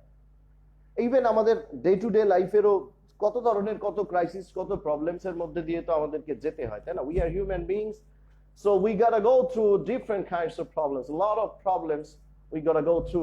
আমাদেরকে যাইতে হয় অনেক ধরনের সমস্যার মধ্যে দিয়ে। তো সমস্যাটাকে সবসময়, যখন সমস্যাটা সামনে থাকে, তখন সমস্যাটাকে সবসময় জটিল মনে হয়, কারণ এটার নাম তো সমস্যা। ওইটা যদি আরামদায়ক হইতো তাহলে তো ওইটার নাম হইতো সুবিধা। সো ওইটার নাম তো তা না, ওইটার নাম সমস্যা, তার মানে ওইটা জটিল। আচ্ছা, জটিল বলেই তো সমস্যা মনে হয়। এখন এই জটিল এবং সমস্যা, এই কারণে আপনি কি করেন? আপনি টার্ন রাউন্ড করে উল্টা দিকে যাওয়া শুরু করেন, আর এই কারণে সমস্যাটা সমস্যাই থেকে যায় আজীবন। ও আপনার পেছন পেছন আটা শুরু করে। তো সমস্যাকে কি করতে হবে? সমস্যাকে বীর দর্পে ফেস করতে হবে। হ্যাঁ, আপনি সমস্যা ফেস করবেন, দেখবেন সাথে সাথে সমস্যার সমাধান হয়ে গেছে উইদিন নো টাইম। সো কঠিন বলে কিছুই নাই। There is nothing called difficult. কঠিন বলে কিছুই নাই, আপনাকে ফেস করতে হবে। ফেস করলে দেখবেন কমপ্লিট হয়ে গেছে। তাহলে ক্লজ ক্লজ ফ্রেজ আইডেন্টিফাই করা, এটা কত কঠিন, কত এ ধরনের কত কথা স্টুডেন্টরা বলছে, আর এগুলো হয়ই না। সৌমেন নামে আমার এক স্টুডেন্ট ছিল, এখন ব্যাংকে চাকরি করে। ও একদিন আমারে বলতেছিল, স্যার স্কুল কলেজে ক্লজ তো 20টার মধ্যে 3টার বেশি কোনোদিন দাগায় কারেক্ট করতে পারি নাই, কিন্তু এখন তো দাগাইলেই হয়। তো ব্যাপারটা তাই, ফেস করেন নাই, ভয় পেয়েছেন, দূরে সরে গেছেন, হয় নাই। ফেস করেন, ভয় পেন না, হয়ে যাবে ক্লিয়ার। নাউন ক্লজ হয়ে গেছে না? নাউন ক্লজটা আমরা দেখলাম সেন্টেন্সের মধ্যে কোথায় কোথায় থাকে, তাহলে ব্যাস নাউন ক্লজ ক্লিয়ার। এবার নাউন ক্লজ যদি ক্লিয়ার হয়ে যায়, তাহলে অ্যাডজেক্টিভ ক্লজটা ক্লিয়ার হয়ে যাবে চুটকিতে। কিভাবে? প্রথমে আপনি যে সেন্টেন্স, যে নাউন ক্লজগুলো লিখছিলেন, এক একটা সেন্টেন্স আপনাকে দেখাই। ধরেন, what he said is not clear. এই সেন্টেন্সটা আমরা প্রথমে লিখছিলাম। প্রথমে লিখে এই হোয়াট হি সেড ক্লজটাকে আমরা সাবঅর্ডিনেট নাউন ক্লজ হিসেবে আইডেন্টিফাই করলাম অ্যাজ সাবজেক্ট, তাই না? এই নাউন ক্লজটাই অ্যাডজেক্টিভ ক্লজ হয়ে যায়। এই নাউন ক্লজটা, this very noun clause will become an adjective clause if it succeeds a noun before it. যদি এর পেছনে একটা নাউন নিয়ে সামনে থাকে, তাইলেই অ্যাডজেক্টিভ হয়ে যাবে। কিরকম?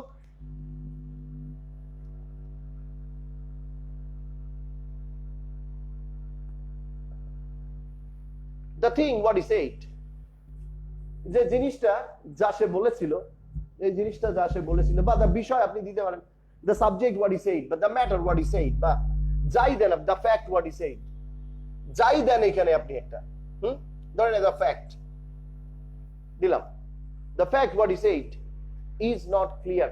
এখন এই সেন্টেন্সের এই প্রেডিকেট অংশ আর এই সাবজেক্ট অংশ, সাবজেক্ট অংশের মধ্যে যে ক্লজটা আছে শুধু সেই ক্লজটাই নাই, দা ফ্যাক্ট আছে। তাইলে এখন আর ক্লজটা নাউন নাই, এখন এই ক্লজটা নাউনের মডিফায়ার হয়ে অ্যাডজেক্টিভ হয়ে গেছে। তাহলে আপনি নাউন ক্লজ বের করতে পারলে অ্যাডজেক্টিভ ক্লজ তো ব্যাপার না, কারণ যেটা নাউন ক্লজ ঠিক ওইটার আগেই একটা নাউন থাকলে ওটা অ্যাডজেক্টিভ। এটা একেবারেই মানে নাথিং ব্যাপারটা। হ্যাঁ, যখনই আপনি একটা নাউন ক্লজ বের করতে পারতেছেন যে এটা নাউন ক্লজ, কেন? নাউন অ্যাজ এর অবজেক্ট। তাহলে ওই নাউন অ্যাজ এর অবজেক্ট যে ওই ক্লজটার আগেই একটা অ্যাজ এ নাউন থাকলেই ওটা অ্যাডজেক্টিভ ক্লজ। এটা দিস ইজ কোয়াইট ইজি। আচ্ছা, এরপর পরে আমরা একটা সেন্টেন্স লিখেছিলাম অবজেক্ট হিসেবে বোঝার জন্য, I know what he said. তাহলে I know what he said এর হোয়াট হি সেড ক্লজটা অবজেক্ট হিসেবে ছিল। অবজেক্টের জায়গায় নাউন প্রোনাউন থাকে, তাই আমরা এটাকে অবজেক্ট হিসেবে নাউন ক্লজ বলেছিলাম। কিন্তু এইখানে যদি অবজেক্টের জায়গায় এই ক্লজটার আগে ওই দা ফ্যাক্ট চলে আসে, I know the fact what he said, I know the fact what he said, এই তখন হোয়াট হি সেডটা ফ্যাক্টের পরে চলে গেল না, তাহলে এটা অ্যাডজেক্টিভ হয়ে গেছে। ক্লিয়ার? যখনই এইখানে ফ্যাক্ট নাই, তাইলে ওই ক্লজটাই অবজেক্টের জায়গায় আছে, তাইলে এটা নাউন হয়ে যাবে। যখনই এখানে অবজেক্ট চলে আসতেছে দ্য ফ্যাক্ট, তাইলে এটা অ্যাডজেক্টিভ হয়ে যাচ্ছে। It's very easy, it's quite easy. Just বুঝতে পারতে হবে, ধরতে পারতে হবে। আমরা ছোটবেলায় রূপকথার গল্প পড়তাম, ওই যে সিন্ডারেলা, তারপর আরেকটা জানি কি ছিল, মনে আসছে না এখন। যে গরম পড়ছে, গতকালকের কথা মনে নাই, ছোটবেলার কথা কেমনে মনে করবো? যাই হোক, এরকম কিছু রূপকথার গল্প আমরা পড়তাম, সেখানে বিশাল একটা জায়ান্ট থাকতো যাকে কেউ মারতে পারে না। হ্যাঁ, a huge giant, a titanic figure nobody could kill, দৈত্য যাকে কেউ মারতে পারতো না। কিন্তু ওই দৈত্যের প্রাণভ্রমরাটা থাকতো একটা ছোট্ট মাকড়সার মধ্যে। দৈত্যের যে প্রাণটা থাকতো ছোট্ট একটা মাকড়সার মধ্যে। তার মানে this is very very easy to kill a spider, right? একটা স্পাইডারকে কিল করা তো কোনো ব্যাপারই না। দৈত্য না হয় ব্যাপার বুঝলাম, দৈত্যের সামনে দৈত্যরে যায় মারতে গেলে নিজেই মরতে হবে, ব্যাপারটা তো ব্যাপারই। কিন্তু একটা মাকড়সা মারা কিন্তু ব্যাপার না, আর ওই দৈত্যের প্রাণটা মাকড়সার মধ্যে। তাহলে ঠিক আছে, আপনি দৈত্যের কাছে যান না, মাকড়সাটারে আটকায় ধরেন, দৈত্য নাচানাচি শুরু করে দিবে। ব্যাপারটা তাই। ইংরেজি a giant like subject to us since our very childhood. আমাদের শৈশব থেকেই ইংরেজিটা আমাদের কাছে অনেকটা দৈত্য স্বরূপ, দৈত্যের মতো। তো আমরা দৈত্যের কাছে যাব না, দৈত্যের প্রাণভ্রমরাটা কোথায়, কোন মাকড়সার মধ্যে আছে ওই মাকড়সাটারে আটকায় ফেলবো, ব্যাস শেষ। তাইলে দত্ত মনে করেন রয়্যাল মোড়ে এসে নাচানাচি শুরু করে দেবে, আমারে ছাড়। দত্তের প্রাণ ভ্রমরাটা কোথায় আছে? দত্তের প্রাণ ভ্রমরাটা আছে পার্টস অফ স্পিচের মধ্যে। ওই হিউজ ইংরেজি নামক দানবীয় ভাষা বা সাবজেক্টার যে প্রাণ ভ্রমরাটা, সেটা থাকে পার্টস অফ স্পিচের মধ্যে। আপনি ওইটা ধরেন, দত্ত ক্লিয়ার। তাহলে সাবজেক্ট অবজেক্ট গেল। এরপর মনে করেন যে কমপ্লিমেন্ট হিসেবে একটা এক্সাম্পল লিখেছিলাম না, this is what he said. এই this is what he said, এই হোয়াট হি সেইড ক্লজটা সাবঅর্ডিনেট নাউন ক্লজ কমপ্লিমেন্ট হিসেবে, রাইট? এখন এই কমপ্লিমেন্টের জায়গায় যদি একটা নাউন চলে আসে, দিস ইজ দ্য ফ্যাক্ট, তাইলেই এটা অ্যাডজেক্টিভ হয়ে গেল, ফ্যাক্টের মডিফায়ার হয়ে যাচ্ছে। যখন এখানে কিছুই থাকছে না, ফ্যাক্ট থাকছে না, শুধু ক্লজটা থাকছে, তখন এটা noun clause as complement. Clear?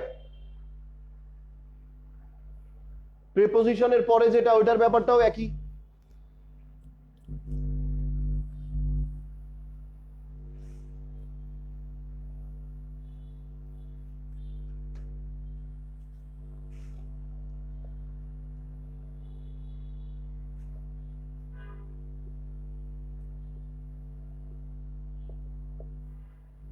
It depends on what he said যে ক্লজটা আমরা লিখছিলাম, যে সেন্টেন্সটা, সেই সেন্টেন্সের যে হোয়াট হি সেইড ক্লজটা ছিল, সেই হোয়াট হি সেইড ক্লজটা ছিল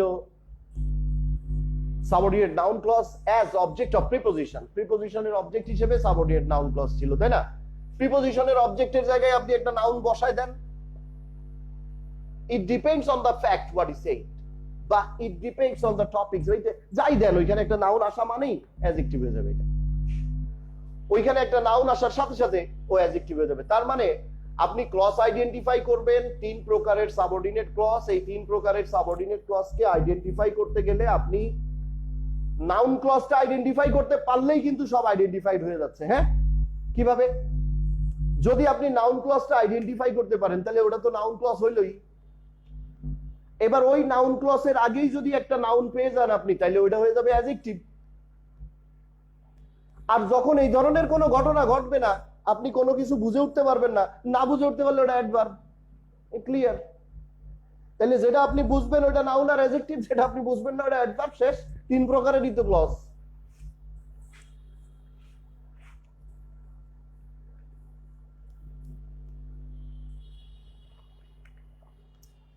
বুঝতে পারছেন? ওই যে বলে পারলেও ভালো, না পারলে আরো ভালো, তো ব্যাপারটা ঠিক সেরকম। ক্লজ আপনি যেটা পারবেন ওটা ভালো, মানে যেটা পারবেন ওটা নাউন অ্যাডজেক্টিভ, আর যেটা পারবেন না ওটা আরো ভালো, ওটা অ্যাডভার্ব। ক্লিয়ার? তাহলে নাউন আর অ্যাডজেক্টিভের ব্যাপারটা তো আপনাকে বুঝাই দিলাম, যে জাস্ট নাউনের জায়গায় থাকলে নাউন ক্লজ, নাউনের জায়গায় যদি ক্লজের আগে একটা নাউন চলে আসে ওটা অ্যাডজেক্টিভ হয়ে যাবে। হ্যাঁ, এই নাউন আর অ্যাডজেক্টিভ ক্লজগুলা এতক্ষণ পর্যন্ত আমরা দেখলাম যে WH বা দ্যাট, এইগুলা দিয়েই সাধারণত নাউন ক্লজ বা অ্যাডজেক্টিভ ক্লজ শুরু হয়। একটা সাবঅর্ডিনেট ক্লজ তো সাবঅর্ডিনেটিং কনজাংশন দিয়ে শুরু হয়, তাই না? তো সাবঅর্ডিনেটিং কনজাংশন বা রিলেটিভ প্রোনাউন হিসেবে যখন এই WH গুলা ব্যবহৃত হয়, তখন WH আর দ্যাট সাধারণত নাউন ক্লজ আর অ্যাডজেক্টিভ ক্লজই হয়। ওকে, এরা নাউন WH সাধারণত নাউন ক্লজ আর অ্যাডজেক্টিভ ক্লজ হয়, মানে যে WH অ্যাডভার্ব ক্লজ হয় না, ব্যাপারটা কিন্তু তা না। ওকে, বুঝতে হবে বিষয়টা। কথা মানে পৃথিবীতে যত সমস্যা, তার 95% সমস্যাই হচ্ছে ভুল বোঝাবুঝি নিয়ে। আমি কি বলতেছি আপনি বুঝতেছেন না, আপনি কি বলতেছেন আমি বুঝতেছি না। হ্যাঁ, মানে যদি একজন আরেকজনের কথা না বুঝতাম তাও এত সমস্যা হইতো না, যে না আমি বুঝি নাই সে কি বলছে, তাতেও সমস্যা হইতো না। সমস্যাটা হয় ভুল বোঝাতে। সো বুঝেন না তাও ভালো, ভুল বুঝেন না, বোঝার চেষ্টা করেন ভালোভাবে, বারবার জিজ্ঞাসা করবেন, প্রশ্ন করবেন, এক্সারসাইজ করবেন, চর্চা করবেন, দেখবেন হয়ে গেছে। কিন্তু উল্টা মেসেজ নিয়ে রাখবেন না, উল্টা বুঝে ফেললেই কিন্তু প্রবলেম। আমি বলেছি WH এবং দ্যাটটা সাধারণত নাউন এবং অ্যাডজেক্টিভ হয়, এর মানে এই না যে এটা অ্যাডভার্ব হয় না। হ্যাঁ, অ্যাডভার্বও হয়, কিন্তু নাউন এবং অ্যাডজেক্টিভ এগুলাই হয়। বুঝাইতে পারলাম কথাটা? আচ্ছা, আর এছাড়া যে সাবঅর্ডিনেটিং কনজাংশন গুলো আছে WH আর দ্যাট বাদে, WH আর দ্যাট বাদে যত সাবঅর্ডিনেটিং কনজাংশন আছে, মনে করেন as, since, though, although, after, before, lest, মানে অনেক তোরা, তাই না? এগুলো তো huge amount of subordinating conjunctions are there except WH আর দ্যাট। এর বাদে বাইরে যেগুলো, ওইগুলা সব অ্যাডভার্ব। ওইগুলা দিয়ে শুরু হইলেই আপনি অ্যাডভার্ব দিয়ে দিবেন, চোখ বন্ধ করে, কোনো না, চোখ খুলেই দিয়ে, তা নইলে ক্ষয়ের জায়গায় গয়ে দিয়ে দিবেন, হয়ে গেল। হ্যাঁ, সো ওইগুলা সব অ্যাডভার্ব হয়ে যাবে। যখনই আপনি দেখবেন যে WH নাই, দ্যাট নাই, অন্য কোনো মানে অ্যাজ, সিন্স, দো, অলদো, এই সবগুলা জাস্ট অ্যাডভার্ব হবে। শুধু এদের মধ্যে একটা ইফ,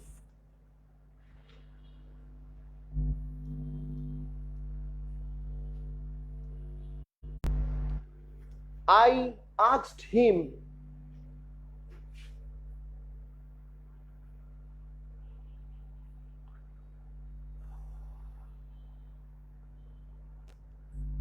শুধু এদের মধ্যে একটা ইফ, মানে WH আর দ্যাট বাদে শুধু এই একটা ইফ কখনো কখনো নাউন ক্লজ হইতে পারে। যদি ইফের যে অর্থ, ইফ মানে কি যদি, ইফ যদি অর্থে ব্যবহৃত না হয় তাইলে ওই ইফ অ্যাডভার্ব হয় না, নাউন ক্লজ হয়। হ্যাঁ, আর যদি ইফের অর্থ যদি অর্থে ইফ ক্লজ ব্যবহৃত হয় তাহলে অ্যাডভার্ব হয়।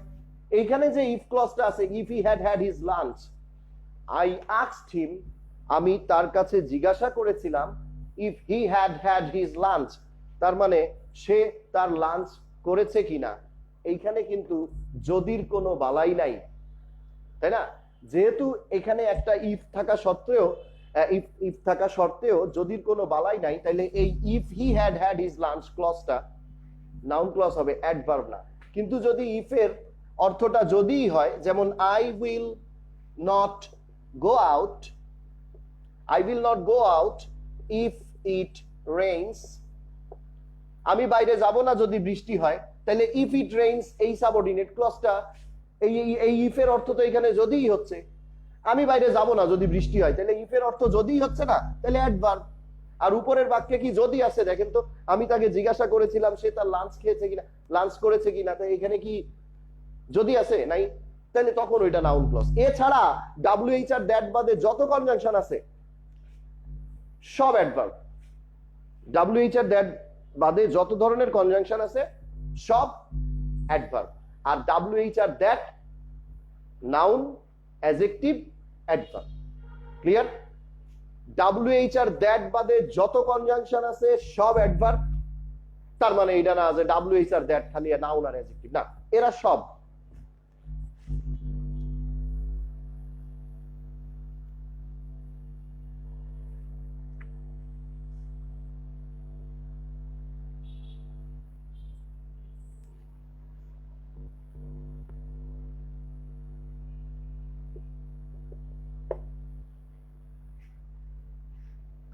I know where he is, আমি জানি সে কোথায়। সাবঅর্ডিনেট ক্লজটা কই?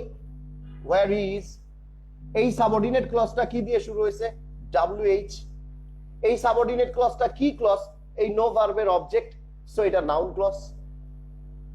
কি জানি সে কোথায়, তাহলে এটা নাউন ক্লজ।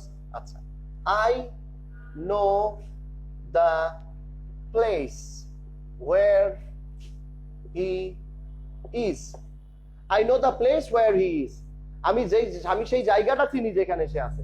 এইখানে সাবঅর্ডিনেট ক্লজটা কই? where he is।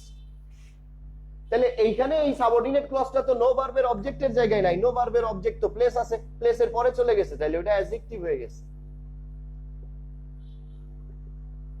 তাহলে এটা অ্যাডজেক্টিভ হয়ে গেছে। আর এখানে নাউন নাই, সরাসরি ওই নাউনের জায়গায় আছে, সো ওই নাউন ক্লজ। আর নিচের সেন্টেন্সে নাউন এখানে চলে আসছে দা প্লেস, তাহলে ক্লজটা সরে গেছে নাউন থেকে, তাহলে ওটা অ্যাডজেক্টিভ ক্লজ। নিচে আরেকটা সেন্টেন্স এখানে লিখে দিচ্ছি, I will go where he is, আমি যাব সে যেখানে সেখানে, তাই না? I will go where he is, যেখানে সে আছে সেখানে। তাহলে ওয়্যার হি ইজ এই সাবঅর্ডিনেট ক্লজটা এই সেন্টেন্সে কোথায় আছে দেখেন? Subject I, verb will go. এই উইল গো এটা কি ধরনের ভার্ব? Active verb. তাহলে এটা যদি অ্যাক্টিভ ভার্ব হয়, উইল গো এটা যদি অ্যাক্টিভ ভার্ব হয়, তাহলে আপনি কি কাকে দিয়ে একটা প্রশ্ন করেন, অবজেক্ট থাকতে পারে। কি যাব, কাকে যাব, এটার কোনো উত্তর আছে? আমি যাব, কি যাব, কাকে যাব, হয় হয় না, তাহলে অবজেক্ট নাই। ভার্বটা অ্যাক্টিভ ভার্ব, অবজেক্ট নাই, তার মানে কমপ্লিমেন্টও নাই, সরাসরি কি থাকবে এখানে এখন? অ্যাডভার্বিয়াল। তাহলে ভার্বের পরে এখন যে ক্লজটা আছে এটা অ্যাডভার্ব ক্লজ। ক্লিয়ার? তাহলে এটাও ডব্লিউএইচ দিয়ে শুরু হয়েছে, এটাও ডব্লিউএইচ দিয়ে শুরু। এখানে তিনটা ক্লজ, তিন প্রকারের যে ক্লজ, সেই তিন প্রকারের ক্লজই ডব্লিউএইচ দিয়ে শুরু হইতে পারে। হ্যাঁ, কিন্তু যখন ক্লজটা নাউন বা অ্যাডজেক্টিভ হয় তখন ডব্লিউএইচ আর দ্যাট দিয়েই শুরু হয়। ইফটা ওই যে এক্সেপশনাল ব্যাপারটা। তাইলে ব্যাপারটা হচ্ছে কথাটা বুঝতে হবে, যেটা ধরেন আমি বলছি সেটা আপনি না বুঝে যদি আপনি মিসআন্ডারস্ট্যান্ড করে ফেলেন তাহলে কিন্তু তত্ত্বটা ভুল হয়ে গেল। আমি বলতে চাচ্ছি ডব্লিউএইচ এবং দ্যাট এরা সবসময় নাউন হয় বা অ্যাডজেক্টিভ হয়। হ্যাঁ, কালে ভাদ্রে ইফ, তাহলে গেল। ইফ শুধু নাউন হয়, অ্যাডজেক্টিভ না। কালে ভাদ্রে ইফ নাউন হয়, এছাড়া ডব্লিউএইচ আর দ্যাট নাউন হয় আর অ্যাডজেক্টিভ হয়।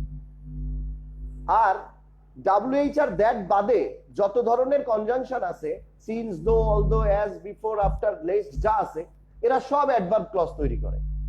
ক্লিয়ার? প্লাস ডব্লিউএইচ ও অ্যাডভার্ব হইতে পারে, কিন্তু ডব্লিউএইচ মানে কিন্তু ওই সিন্স, দো, অলদো ওরা নাউন হয় না, ওরা অ্যাডজেক্টিভ হয় না। বোঝা গেছে কথাটা? ওরা শুধু অ্যাডভার্বই হয়। আর ডব্লিউএইচ নাউন, অ্যাডজেক্টিভ, অ্যাডভার্ব সবই হয়। তো মেইন যে বিষয়টা হচ্ছে যে ওই যে বললাম দৈত্যাকার ভাষার আগামাথা করা যাচ্ছে না। ছোটবেলা দিয়ে ইংরেজি শিখতেছি, তারপরেও ইংরেজিটা শেখা হচ্ছে না। সেই 3, 4, 5, 6 এমন কোনো ক্লাস নাই যেখানে 200 মার্কের ইংরেজি ছিল না, তারপরেও দুর্বলতা ওইখানেই রয়ে গেছে। কারণ হচ্ছে যে আমরা ওই ইংরেজির প্রাণ ভোমরাটা খুঁজে পাই নাই। ওই ইংরেজির প্রাণ ভোমরাটা হচ্ছে পার্ট অফ স্পিচ। আর সেই পার্ট অফ স্পিচ প্রাণ ভোমরাটাকে যদি কায়দা মতো ধরা যায়, তাহলে এই দৈত্যাকার ভাষাটা কিন্তু দুর্বল হয়ে যায়।